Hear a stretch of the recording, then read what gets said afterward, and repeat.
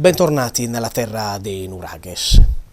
Oggi vi voglio parlare di Grazia Deledda, l'illustre Grazia Deledda, il nostro premio Nobel per la letteratura, l'orgoglio italiano nel mondo, orgoglio sardo anche nel mondo. Grazia Deledda è conosciuta della sua arte letteraria, ma noi oggi vogliamo dare qualche notizia in più su una parte letteraria che forse non conoscono così tante persone. Infatti la maggior parte delle persone conosce l'aspetto del romanzo, no? Della letteratura di Grazia Deledda, ma io oggi vi voglio parlare dell'aspetto poetico.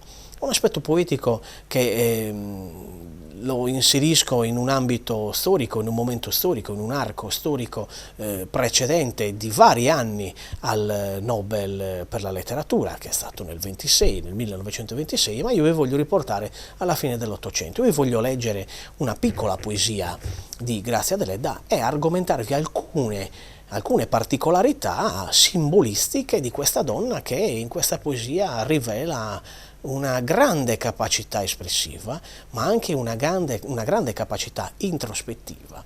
E appunto vi leggo questo. La poesia è tratta dal Canzoniere di Natale. Siamo nel 1901 ed è per il 25 dicembre, questa rivista. Io son pallida e bruna, un amor fiero svela l'oscura mia pupilla mesta, fredde le mani, candida la vesta alta e sottile, il passo ognor leggero. Egli è pallido e biondo, alta la testa, biondi i capelli ed il mantello nero, l'occhio suadente pieno di mistero, eterno un fuoco nel mio cuore desta. Io mi chiamo Viola, ei Fiordaliso, giovani entrambi e ancor febbricitanti, viviamo solo di baci, e benché il riso mai ci rischiari i pallidi sembianti, una vita scorriante di paradiso, io di lui di me, fervidi amanti. Io la trovo bellissima questa poesia e che rivela un movimento simbolico molto chiaro, molto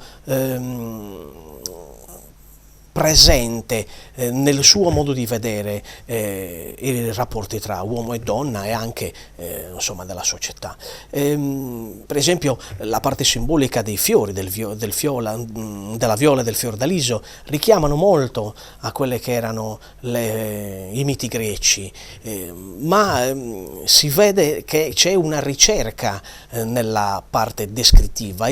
Ella cerca appunto di descrivere sempre di più con varie particolarità quelle che sono gli aspetti visivi delle persone. È una descrizione che però richiama sempre ad un'interiorità che in Grazia Deledda è molto presente. Infatti una donna di grande caratteristica, di grande dolcezza, ma anche di grandi caratteristiche forti, nata in una terra forte e che ha combattuto tantissimo per arrivare a dove lei effettivamente è arrivata. Già in quegli anni era vittima di critiche anche da intellettuali e letterati ed era protetta anche da letterati locali, anche sardi, insomma.